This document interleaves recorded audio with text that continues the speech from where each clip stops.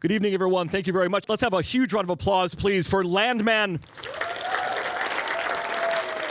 You just saw the terrific first 2 episodes. It starts streaming Sunday on Paramount Plus. It is written and directed by, of course, Taylor Sheridan, and it is created by Taylor Sheridan and Christian Wallace. And now it is my pleasure to welcome John Hamm,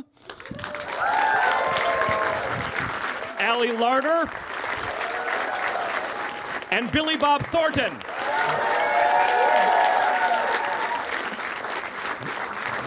How are you? Yeah, very good, dude. Thank you.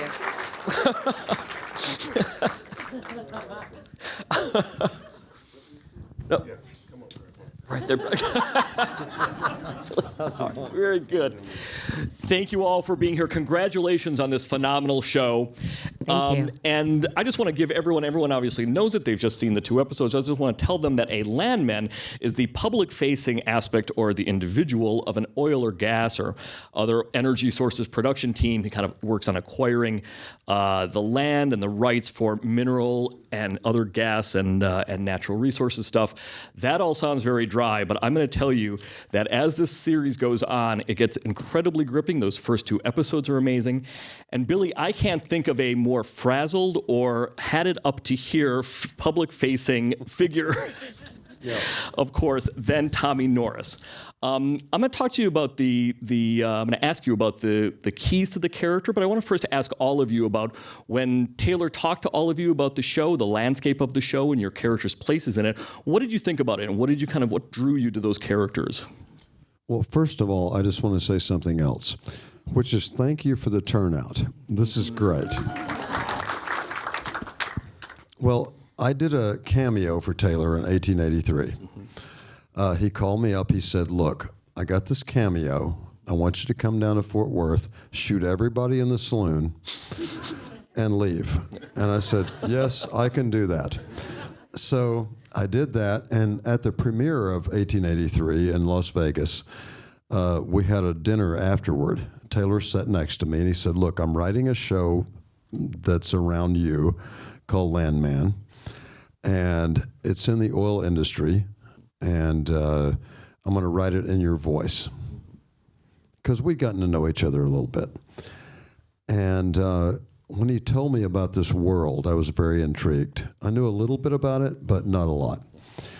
And so what drew me to it was when he sent me the first script, and I read it, and I was like, wow, he did get my voice, didn't he? And if I were a landman, he would be kind of like that. Yeah. And I said, yes, I'm in, 100%. And the thing is, a landman is a guy who has the weight of the world on his shoulders all the time.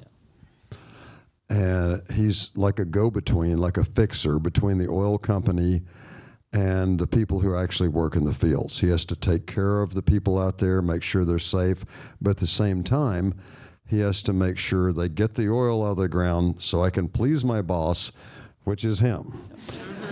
I have to make money for him.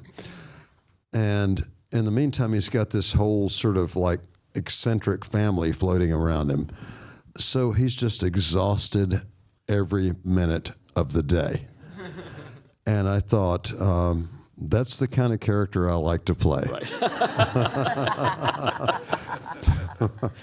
And Ellie, how about you in terms of Angela and her place, of course? You know, in this I'm coming landscape? from a different place. I don't know if there's any actors out here, but, you know, I'm... Of course there are. They're all actors. Right. So, but working actors, I mean, you know, the ones that I have to hustle and audition. I got the offer boys next to me, okay? And so I had to fight for this. I auditioned 3 times. I had to screen test 19 pages. It was no joke. And when I first started getting the material, I completely fell in love with how provocative this character and how ballsy also that Billy was doing this. And I wanted the opportunity to be able to spar with this level of actor, and that was something I was fighting for also, and getting to work with Taylor's writing. And he puts together a crew that is the best of the best in the business, from our DP, Robert, like all the way down the line. And so, you know, I had to fight for it to get her, and I love her so much, but she's wild and fun and emotional and vulnerable and all the feels, so. Yeah. John, how about you? Yes. I thought this was supposed to be a superhero movie. Landman, he turns into the land, and then he represents mountains. And so I was quite surprised when I showed up. No. No. I met Taylor at Sundance in 2016. And I happened to be on the jury then, and he was there working on some things. And we met, and he said, I have an idea. And it's not fully fleshed out yet, but I hope you'll be a part of it when it comes around. And this was, again, in 2016. That's 8 years ago, or 8, 4, 6, 8. God, you know what? The great thing about being a theater major is you don't have to take math class. 8 years back. And so before all of this tremendous success that we've all watched him have. And so I said, sure, let me know whenever that comes about. And it came about, and it turned into this. And it's a tremendous opportunity. Again, like Ali, I said, to get an opportunity to work with someone like Billy, who I've watched my whole career. We're from the same part of the country and share some common interests. And I've long wanted to work opposite him, and got the opportunity, and it's all up there. And there's more to come, so stay tuned. Absolutely. Yeah, I just also want to say, I mean, when you get to see the rest of this series, there are so many phenomenal actors, and everyone has really interesting dynamic characters. And from, like, honestly, the movie stars to the day players, it is people that are coming in that are right for these roles, that are real and really bring an authentic part of our show. And I think that's fun to watch as an actor, because you're really, all the way down the line, there's really special performances. Yeah. By the way, I just want to let everyone to know that we are going to be taking some questions from the audience in a little bit. But first, I want to dive into a little bit more of the Tommy Norris character. Billy, there's that moment, of course, where Tommy says, I'm a divorced alcoholic who a couple thousand in debt, and I'm one of the lucky ones. Yes, I am. But what that says to me is, like, there's an aspect to this character that really feels like he's putting out one fire after the next. Every day is literally like, what am I going to have to deal with now? And as an actor, kind of finding the groove of that, kind of making sure that it's sort of like a constant heartbeat in some ways, as opposed to a through line. Taylor's writing, of course, is so sterling and beautiful. But as an actor, kind of grabbing that must be like finding the rhythms for that must be part of the great trick of it, right? It's kind of where to kind of put the emphasis on which drama, what crisis is going to require more attention of Tommy's, right? Well, like I said, Taylor wrote it, tailor-made for me. So, and if I were a Landman, it was kind of like that guy. But yeah, he did write a beautiful script. And to Taylor's credit, normally his scripts are very tight and you're required to do what he said. He allowed me, if I felt like it, to throw something in of my own. And it was very fair of him. He did an amazing job at picking the things that made sense if I threw them in. And if they didn't make sense, he didn't use them. So that was very fair. But, it is a hard job. Being a landman in the oil business. And it's also a hard job being an actor in the movie business. And you have things coming at you from all directions, And I grew up in Arkansas and Texas, so I knew this kind of guy. And so I didn't have to do a lot of research on being this guy. The research I did was about the technical stuff in the oil business. I was fortunate enough to have Taylor on the set and Christian Wallace, who did the podcast. And Christian worked in the oil business, and his family did too. So if I needed to know something, I could ask them. And that's a great aid to you in this kind of stuff, because as an actor, you need to know what something means to say it. Because if you just learn lines and then recite them, audiences are not stupid. They can read that stuff if you're just reciting stuff. So the fact that I got to know what everything meant, I could give an honest performance because you can look somebody in the eye when you know what it means. And I've had that a few times. You know, in Armageddon, I had to learn about NASA. Pushing 10, I went to air traffic control school in Toronto. When you know what it means, you can look somebody in the eye. And these people allowed me to, know what all this stuff meant. And it was really awesome. And we're very proud of this thing. Very proud of it. And let me say, as an actor too, Billy, you can feel rushed, right? Like, we have a crew of 300. It's high pressure on the set. This isn't just easy. This isn't, a softball. Everyone is, giving 110%. And Billy makes sure that there's time for the scene to get where it needs to get. And if it's not there, we're not moving on. And that is a very, very powerful place to come from as an artist, because it gives you creative space to be able to make sure that if, you're hoping that you've done the work and the process has led to things being right and it's just going to flow. But there are times where that just doesn't work. And the fact that I got to work next to him, and if it wasn't just getting where it felt like it was flowing and right for the story that we were telling, we were holding until it did. And that's something that I think also takes the show to the next level, that it's very authentic. There aren't many false beats. Yeah. Ellie, let's talk a little bit more about Angela and her backstory in some ways, and kind of the working with it, because obviously Tommy's got, there's a lot of crises going on in his life. And as we're kind of learning more about Angela, we're kind of seeing how she dealt with or deals with, obviously, all of that going on. What was that sort of like, kind of developing that story? On the surface, Angela's very bright and shiny, right? She comes off the G5. She loves Versace, Alaya, ropes of diamonds, she loves to be sexy and, all that. But, why Taylor's writing is so special is that you watch her story unfold throughout the season, and you have her first love in Tommy and the father of her children, and that they were there during the boom, but they were also there during the bust when their whole world crumbled. And that you see the cost of oil in all these people's lives, and especially hers, and the choices that she had to make to take care of her family. And so, I think that it's painful, and it is honest, and it's true, and that when you meet them, she's trying to find a way to bring her family back together and kind of heal them. She has interesting motives and ways of doing it, but it's fun to watch, and it was really fun to kind of understand why she does the things she does.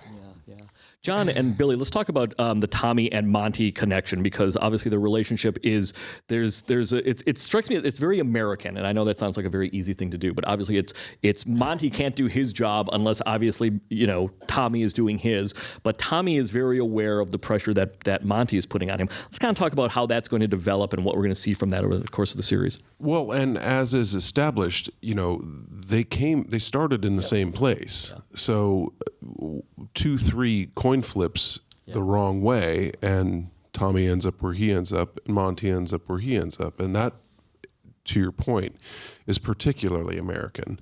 Everybody, when they tell the story, say, well, I did this all on my own hard work and my sweat equity and this and that. And you go, yeah, but if that coin would have come up tails instead of heads, you would have been fucked just like anybody else. They conveniently leave that part out of the story. Or if you weren't born to a certain person who was able to help you out of the rut when you were caught into it. So those parts of this story are represented as well. But there's a friendship there, and there's a kinship there, obviously, between Tommy and Monty. And yet there is a hierarchy. So both of those things are true. I think one of the great things, Allie was mentioning it too, is this idea of the outward presentation versus the inward kind of reality. That juxtaposition is fascinating to watch in a drama. Maybe it's the basis of drama in many ways. And all three of the people that we represent up here tonight in the show have those dichotomies. Certainly my character does, where all the outside looks amazing, and yet he's slowly, falling apart from a health standpoint because he's trying to manage all this stuff and holding on so tight.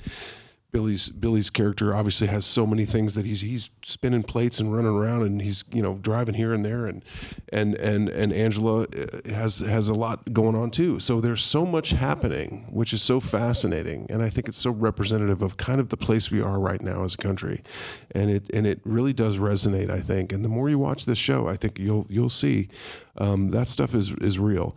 And the relationship at the center of it is Tommy and Monty, and who doesn't have a boss that they both love and hate? So there you go. Yeah. And Billy. I was just going to say that. I mean, imagine that you grow up with your best friend, and he ends up being your boss. Right. I mean, that makes an interesting relationship. It's like John said. Here we are on the same plane, and yet exactly the same age. We were born exactly the same time, same year, same hospital. But it's like you got two best friends who ultimately one becomes the boss. Can you imagine your best friend being your boss all of a sudden? Makes for an interesting relationship. I'll put it that way. Yeah, and then just to sort of follow through a little bit more on that point, which is that the perspective, of course, that Tommy has of when he says to the lawyer about the men who died, those were my friends. Obviously Monty is up there in a big glass building, but Tommy is the one who's sort of watching it all and kind of getting to know everybody on a really from the ground up in a lot of ways, right? Oh, for sure. This relationship, I mean, between me and her, me and John, it's a very complicated thing. And a lot of people can look at this and say, well, Angela is so big and all this kind of thing, and John is so serious. The thing is, these relationships are complicated, very complicated. And also, to your point, and Billy was referring to it earlier, it's different when you're looking at people as numbers on a spreadsheet as to when you're looking at them as people who've lost their lives. That's right. And people who have families. Yep. And what's $500,000, what's $250,000, does an extra this, that, or the other really, really matter? And he's got to do that mental and emotional calculation to make it happen. My guy, it doesn't reach that echelon. It does in some way, but it doesn't really, because boots on the ground have to actually manage that. And again, here we are in this world with the haves and the have-nots that we're walking through, and people that are dealing with daily struggles on the regular. And you think, well, if they only understood this, that, or the other, it's like it doesn't matter. What matters to most people is how are you going to put food on the table? How am I going to pay my bills? Can my kids live in a safe place? And so when the breadwinner dies, what's the number on that? That's a crazy question to ask, and it's one that we ask in this series quite often. Yeah. And the other thing is sorry to bring it down, guys. I could do more superhero jokes. The people who work in these oil fields, a lot of them are ex-cons. You have people who are uneducated sometimes, and they're making $180,000 a year. So they have to take care of their families from coming out of prison or being uneducated, and there are just some regular folks too working in it, but they could never make this kind of living without risking life and limb to take care of their families. And that's one of the things that we learned during the course of this, that otherwise they'd be at menial jobs and could not make a living. So they're literally willing to die to take care of their families because this kind of money would never come to them. They'd be working at, wherever it is, but not making money. And Whataburger doesn't pay $180,000 a year. Whataburger does not pay that, And that was one of the interesting things about this, was that you see these people out here doing this very dangerous job, and you have to give them credit because they have families to take care of, and they could never get it anywhere else. And we met some of those people, and it's so, you get a respect for people that normally you might not think initially on the surface that you would have respect for, but you do have to give them respect because it's a very, very dangerous job. Absolutely. Yeah. One of the many amazing things about this show is that it really reminds you of the humanity that's involved in an industry that makes the world go around. Exactly. Yeah. If we have a microphone over here, if everybody has a question, put up a hand. I'll try and get to as many as I can. Did I just see one go up right here? Yeah. First of all, thank you for being here. I also thought this was a superhero film too, so you know.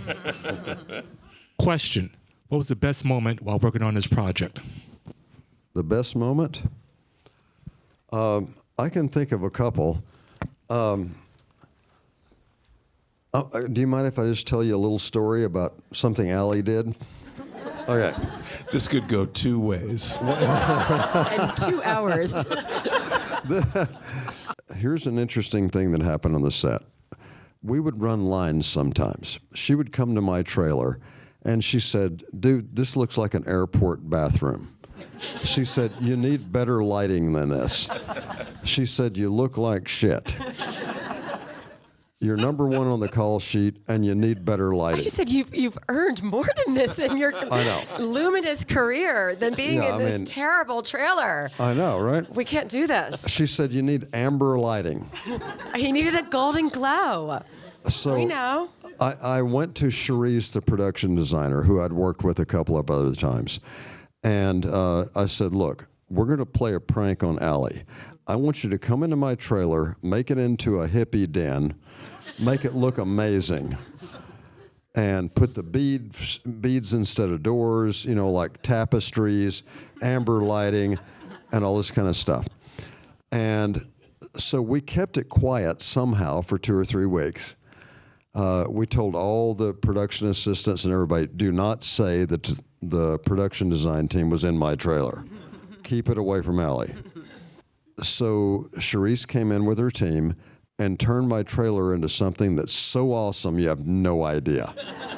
And I grew up as a hippie, so I can tell you, she nailed it. She even had a stereo in there, a turntable, and I had my Cream and Traffic and all these albums in there. And so we call Allie over. My assistant, Tom, goes and gets her and says, "Billy wants to run lines with you." Well, me and Stephen Kay, one of the directors, and the cast and some of the crew members were sitting in there laying around like we were in an opium den, right? And we call Allie over. Well, we think she's either going to hate it or go, "Oh my God," and be pranked. She just loved it. She walked in the door and she goes, "Babe, that's what I was talking about." And so, and then I asked Cherise, I said, "Honey, you have to leave this trailer like this if we have a next season, because it's awesome." And the other thing that Allie did with me is I have, can I say bad words? I think. Okay, all right. I got no ass. I really don't. It's flat as a pancake. George Carlin, the old comedian who was awesome, George Carlin used to say that this guy needs to wear 2 wallets to make an ass. So before every take we did, Allie would come up and pull my pants up. She'd say, "Dude, your pants are falling down. You know, crack kills." And Crazy. He but needed she a was little help, always guys. Just a always little bit on of my help. belt loops. What, babe? You just needed a little bit of help. Just a Yes, little I bit. did. A little bit of extra I did love. need a little help. And when John and I worked together, it was like, and we'd known each other a little bit before, but not much. We have a love of the St. Louis Cardinals, and that's how we met. But when John and I worked together, it was like the 2 veteran guys coming together. And on the set, we were so serious, and we did our scenes. And then when we would go out together, we discovered that we had exactly the same sense of humor and got to know each other very well. Exactly. Yeah. Well, that's it. Yeah. That's it. John or Allie, do you guys want to share I don't know how we can top that, but do you want to share a favorite moment that... Gosh, I will say, it was definitely a challenging shoot, even though, we had the best time doing it, but it wasn't easy. It was the best kind of hard, but we have a very long bolognese scene, which is, I feel like it was about 8 minutes long, and we were able to run it, which was like 12 pages. It was completely incredible to get that experience as an actor, to run something so long. But when we did end up going in for some coverage on it, I was looking at Michelle, and she was kind of sitting very, very still, and she wouldn't eat during the dinner.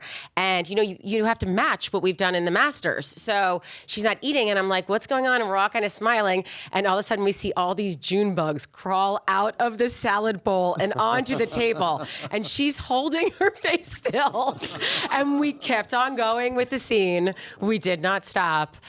But there are definitely June bugs in the bolognese. I didn't have June bugs. My experience on the show was different from these guys, because I was condensed into a very short period of time because of scheduling stuff. So all of my stuff was basically shot in about 6 weeks, 10 episodes of work in close to 6 weeks, which meant I didn't have a lot of days off. I had a lot of words. I had a lot of scenes, and also I never worked with Allie, and I only met Billy about halfway through my tenure on set. So all of my scenes with Billy in the first half of the show are on the phone, and then finally I went, shit, I got to say hi to this guy. I knocked on his trailer. I was like, hey, man, we've been in about 8 scenes, but we haven't really talked at all. How you doing? He's like, get in here, man. Jesus. The trailer had not been turned into the opium den yet. It was still just a normal trailer.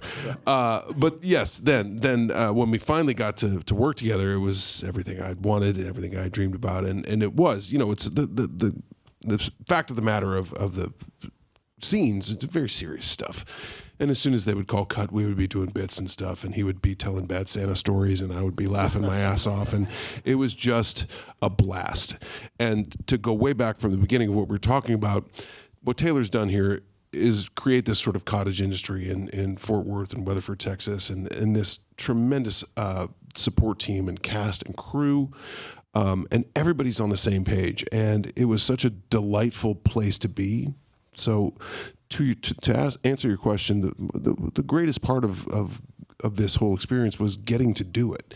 I'm not old and jaded enough to think, oh, work is hard and this and that. I love going to work, and I really loved going to work on this show.